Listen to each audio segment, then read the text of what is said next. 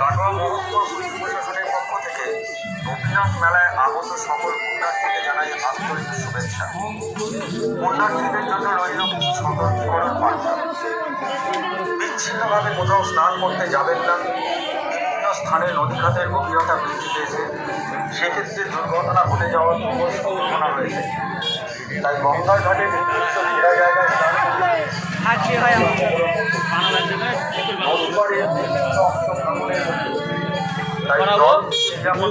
বজায় রাখুন এবং নির্দিষ্ট অংশ দিয়ে যাতায়াত করুন। নদী পারাপারের সময় 70 জনের বেশি কখনোই নৌকায় উঠবেন না।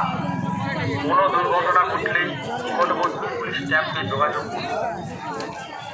কাটোয়া মহকুমা পুলিশ প্রশাসনের পক্ষ থেকে গোপীনাথ মেলায় আগত সকল পুণ্যার্থীকে জানাই পুণ্যার্থীদের জন্য রইল সতর্কীকরণ বার্তা। যাবেন না।